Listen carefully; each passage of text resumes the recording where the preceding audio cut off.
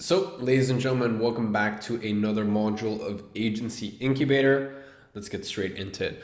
So, picking your niche. In today's teachings, we are going to go over what is a niche and why we need to focus in on specifically just one, the tale of two agency owners, the 6-month hall pass, and what I actually mean by that, systematic approach to picking a niche, doing your niche research and diving in.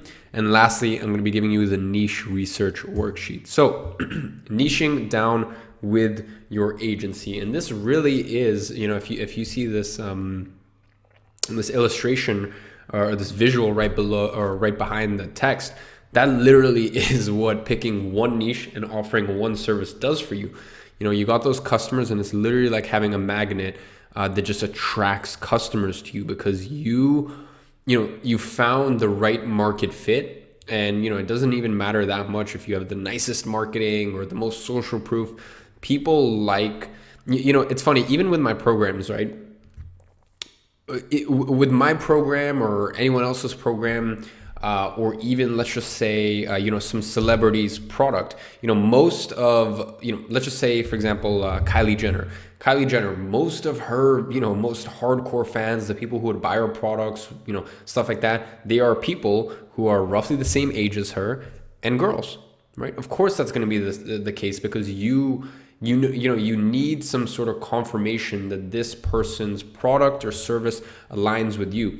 And that's why, I've even found it at times that, if people get into this program literally because they're like, hey, you live in London, I live in London too. That must mean that it works, even though, we have literally students from dozens and dozens of countries around the world, almost, triple digits in terms of countries.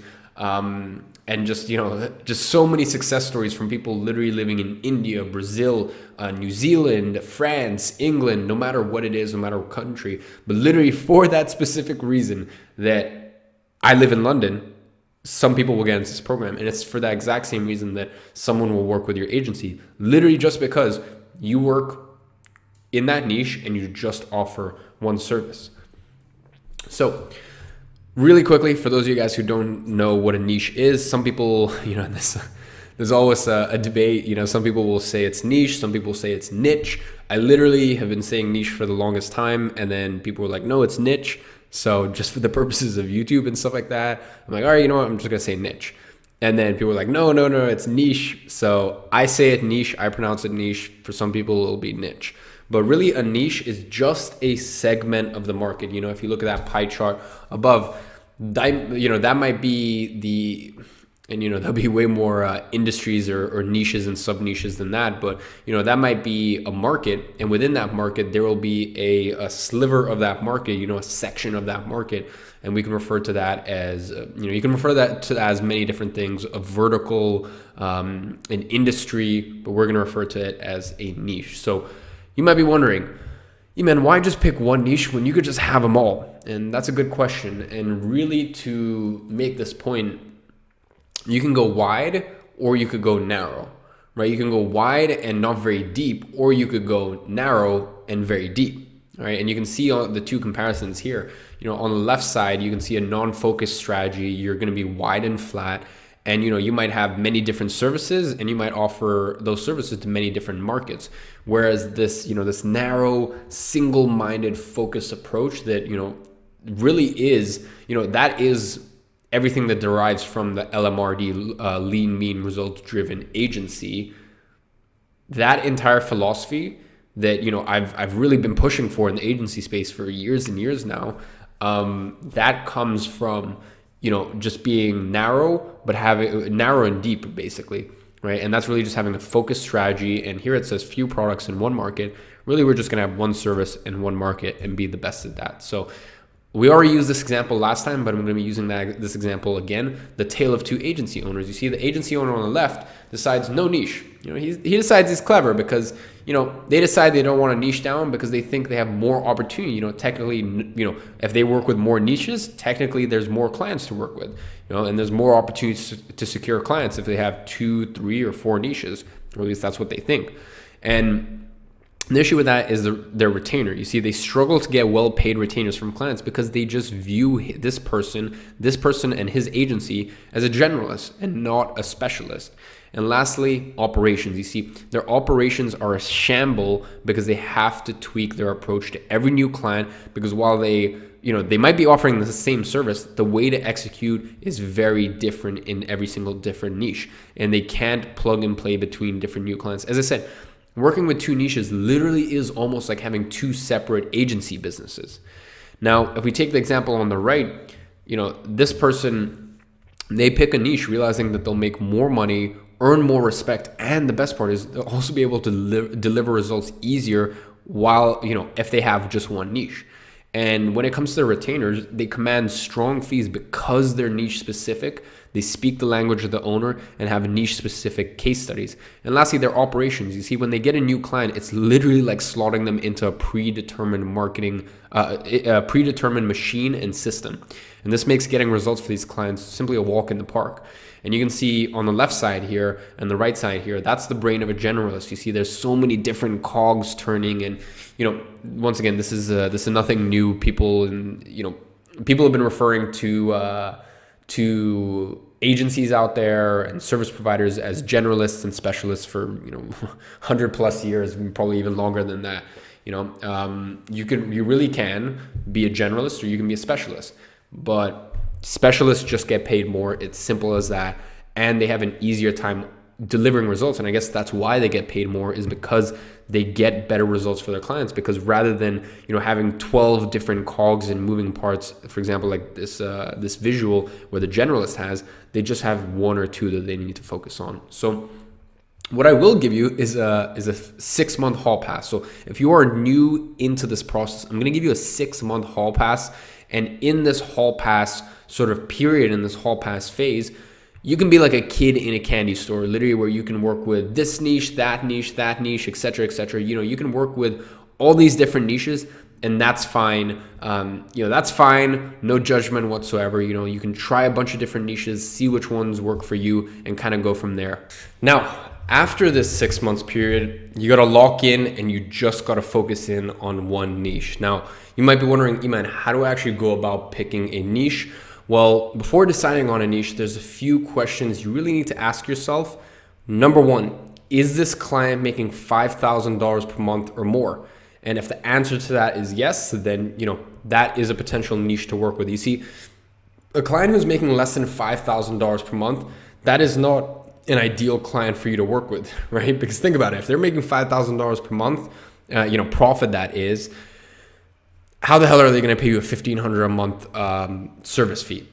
Unless they've got money in the bank, and they've got money in the bank, and they've got venture capital and stuff like that. It's just not going to happen. So if you're trying to help, say for example, a cleaner get more cleaning jobs, that doesn't really make sense, because a cleaner, they don't make enough to afford your services. Whereas if you're going to help a real estate agent sell more homes, that makes sense, because they're going to make more than $5,000 a month.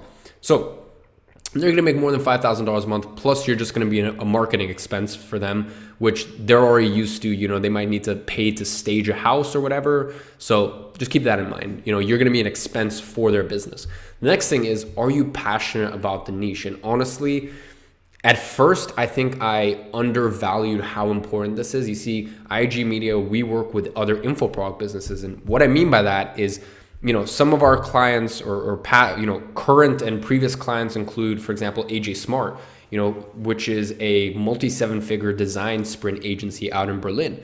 And they have a design sprint course. So if anyone wants to build a super successful design agency and make a living, with design sprint, they have a course on that. And, we've helped them sell over €1 million worth of that in their first year because of our services. And, I'm passionate, if you haven't already figured out, I'm passionate about the online education system. Or sorry, not the online education system, but I'm passionate about the education system. And that's why I love being able to help people. For example, like Jonathan, who is the founder of AJ Smart. I love being able to help him and our other info product clients, people who have literally achieved a high level of success within their industry and now want to help other people do the same. I love making sure that their products get into the hands of other people. That's why, when I first started, I kind of had no niche. Some of our first clients included Zebra Fuel, Furo Systems. These are some of my first clients: Zebra Fuel, Furo Systems. There's a guy called James Taylor who's a personal trainer. Another guy called Rue who's a personal trainer. Bulgravia Garage, Knightsbridge Dental Care. List goes on and on. Just like weird, sporadic, different niches and stuff like that. And then from there, I really boiled in on gyms, which I was passionate about. I was passionate about fitness and gyms, and that worked out.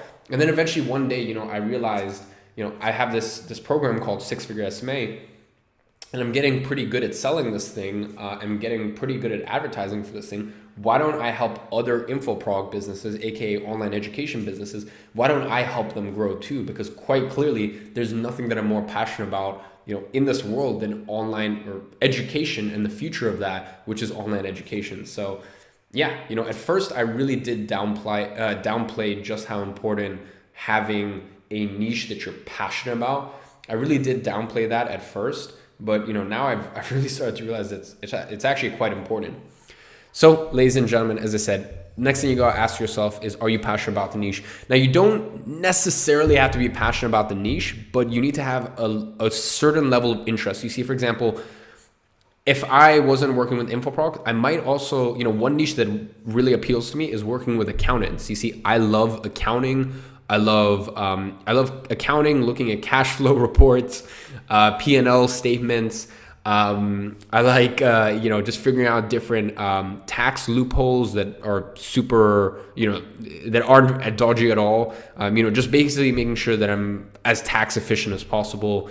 And, learning about different things. Like, for example, in UK, there's entrepreneurs relief, I believe it's called, which means, you only have to pay 10% on the first 10 million you make when you sell your company. And just figuring out like stuff like that. Like I love that sort of stuff. I wouldn't say I'm hardcore passionate about accounting, but it really does interest me and intrigues me. So change, I guess, the second question to, are you passionate or are you interested / intrigued about this niche? And that's the next thing you got to ask yourself. And if the answer says yes, then, and we've already gone over why being passionate about a niche is so important. But if the answer says yes, then awesome. You are, you're good to go and you'll be able to move forward. So very, very quickly, just to touch on it, as I said, you'll be excited to deliver results for your clients if you're passionate or intrigued about the niche. Number two, the client will know you have a deeper reason / passion for his business. You see, with my InfoProg clients and, with our e-commerce clients, you see one of our old clients, Aura Ring, they were a client of ours for a long time. We made them a couple million return on ad spend. So almost multi 7 figures in ad spend. And the thing is, Aura Ring, 6 months before they became a client, I was literally a customer of theirs. I ordered my Aura Ring 6 months before, so I love biohacking. I love, just being super efficient, putting good stuff into my body. I love sleep and making sure I have incredibly efficient sleep, just so I have as much energy for the next day as possible. So when, Aura came to me, I think at a subconscious level, they knew that, they weren't talking about they weren't talking to a guy who needed the retainer or needed the $10,000 a month that we were charging them service fee. I think, at a subconscious level, they knew that literally they met one of their fans, one of their customers, someone who appreciated what they did as a business. So that's kind of been the same with, some of our other e-commerce clients and InfoProg clients as well. So just remember that. And number three, you'll be able to speak their language, So when I get an InfoProg client, I run a multi 6-figure a month InfoProg business. So I speak their language. So it's perfect. So this brings us to question number 3 is, as I said, if you figured out number 2, which is, are you passionate or interested about the niche? Next thing is, do you understand the mechanics of the niche? Now, let me tell you what I mean by that question and why it is so important.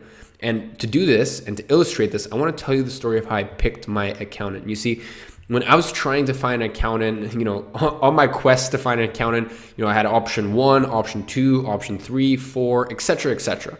Right? And these were all good accountants, they had a good name, good prestige, good reviews.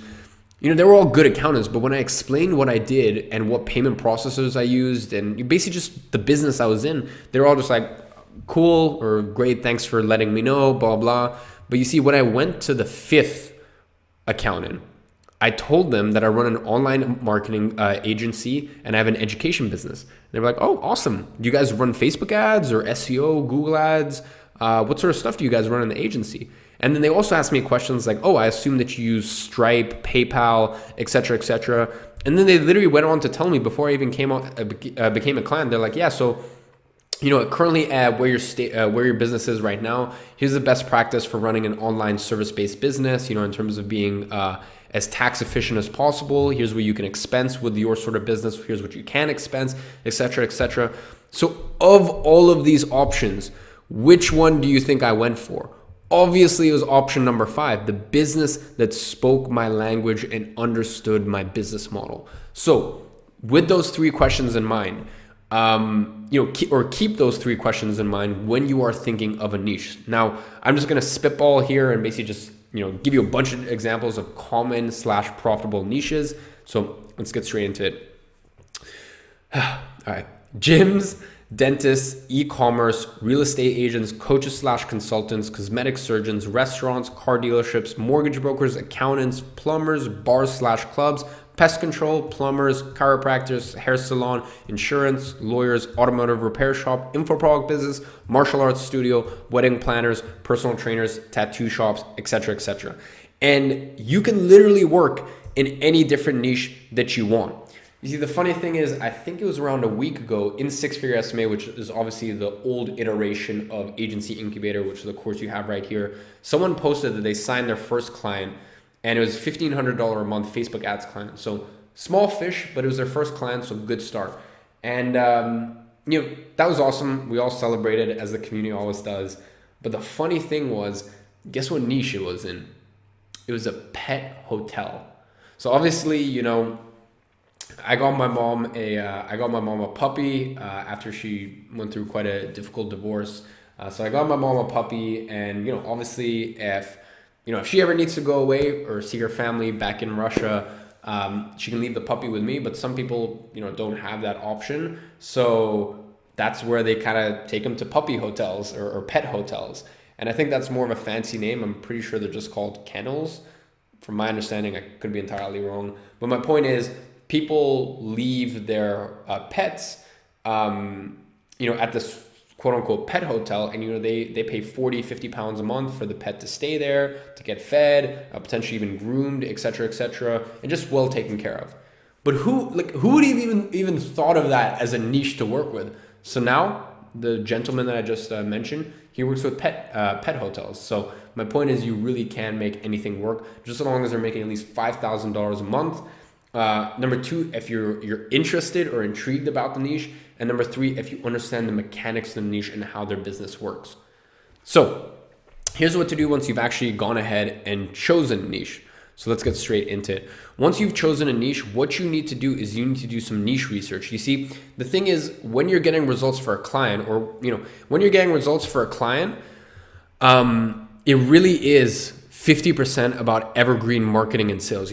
First of all, when you're getting results and when you're trying to close the client, it's 50% about evergreen marketing and sales, which is really what I'm going to teach you here, which basically just means age-old principles when it comes to sales or when it comes to marketing. You see, I'm going to be able to show you in week 6 how to get killer results for your clients using Facebook ads, and using evergreen Facebook ad strategies that work kind of no matter what. You see, I'm going to literally take you from knowing nothing to becoming an expert in Facebook ads, in the space of week 6. Now, you might know exactly how much to spend based on the audience size. You might know how to write killer copy, what sort of creatives you should be running, within a campaign, how many ad sets you should have, and within those ad sets, how many ads you should have, etc., etc. I can teach you all of this stuff, but at the end of the day, you still are going to need, that niche research, because you're going to need to know what offers convert best within that niche. You're going to need to know the economics of that niche and what makes sense, what you can give away for free in that niche. You're going to need to know the audience size of that niche. You're going to need to know what sort of audiences do you target to even find these people. So that is why once you pick a niche, it is so important to do your niche research. So below this video, there will be a niche research worksheet. You can actually find that right here. So as I said, things to keep in mind, it's 50% about universal sales principles when you're trying to sell the client, but it's also 50% about niche specific language you use to understand and close the client. And on the flip side, it's 50% about evergreen marketing and sales principles, but it's also 50% about knowing the marketing tactics specific to the niche you're working with. So it's for this reason that this niche research sheet is so important. So what you need to do is save this Google Doc, and I've created this Google Doc, so you'll just click that. Once you click that, all you have to do is press, I think in the top left, it'll be File, Make a Copy, and it'll save to your Google Doc. So, or it'll save to your Google Drive. So what you're gonna need to do is save that Google Doc, and it comes out like this. But you're gonna need that in order to fill out the questionnaire. So I want you, this is your homework, I want you to spend all of tomorrow researching your niche and then fill out the questions at the end of this plug and play sheet. So step number one is you need to understand the business model. So before you can actually get clients in the niche or get results from them, you need to understand the core of the business model. And it's for this, I recommend you watch some videos online about the business model itself, and YouTube is actually a great place to start. And after that, go to Google and type in the same stuff. So here's some good stuff that you should be looking up. So for example, how to open a gym or how to open a restaurant. Once again, it depends on your niche, or how to become a realtor, or you might want to look up how do realtors make money, how to open a restaurant, as I said, or how to become a chiropractor, or how to become a personal trainer. Point is, you need to understand what is the work that goes in for a restaurant owner to open a restaurant, or for a realtor to become a realtor, or for a personal trainer to become a personal trainer, etc., etc. And you really want to dig deeper. And you also want to find forums where real business owners in the niche you want to serve talk about the pains they face while running the business, what a regular day looks like for them, and other small details. In fact, on Quora, which is just this online, forum blog sort of thing, to I don't really know how to explain it. You ask a question and people will respond. There's a lot of posts on there. For example, if you look up, what's it like being a restaurant owner? And there's literally, dozens and dozens of different people that ask that question, and real restaurant owners respond with what it's like in a day of a restaurant owner, etc., etc. Now, step number two after that is you want to get some benchmarks. So the next thing you need is to get some benchmarks for how much your average client makes in revenue, what their average profit margin is, what their average monthly expenses are, etc., etc. And Google, once again, is the best place to search for this. So here's some examples of what you should look up. How much does the average restaurant, or how much does the average realtor make a year? What's the average profit margin of a gym? How many employees does the average let's see, what's another niche? How many employees does the average restaurant have? What sort of expenses does the average hair salon have, right? Or what expenses does a hair salon have? And once again, you want to make sure you're writing all these answers down so you can compile them in the questions section below. Now, there are certain niches that are just harder to get this information from. For example, e-commerce businesses. It's going to be hard for you to look up how much does the average e-commerce business, how many employees does the average e-commerce business have, because there's just such a wide variety and range. This works better for local businesses, but if you are working with coaches, consultants, info product, e-commerce businesses, you can still make this work. And if you have past experience, then you can make this work too. Step number three is marketing specific tactics. So now it's time for you to learn more about some marketing specific tactics for your niche. Now, you would have already picked your service offering earlier in this process, and that means that you need to be finding marketing specific tactics related to either Facebook ads, Google ads, content, SEO, etc. So what I want you to do is search on both Google and YouTube how to get results for your niche with your service. So for example, how to get results for hair salons with Facebook ads or with Google ads. The next thing is your niche marketing case study. So for example, accounting marketing case study, and then your niche, your service case study. That's another good thing to look for. So for example, accounting Facebook ad case study. And you want to look out for what sort of offers did they run that converted well, what sort of pictures, videos, and what sort of text worked well. And just generally, what was the overall strategy? Were they running a free offer? Did they have a free case study video? Is that how they got more customers and leads? So really, you just want to look at what is the overall strategy and how do you take someone who knows nothing about the business and turn them into a paying customer. And as I said, we're going to be touching on this in week 6, but you need to know niche specific. Now, once you've done all of that, I want you to fill out this niche research questionnaire. So the 7 questions, I believe or 8 questions are, what is the average revenue of a client in your niche?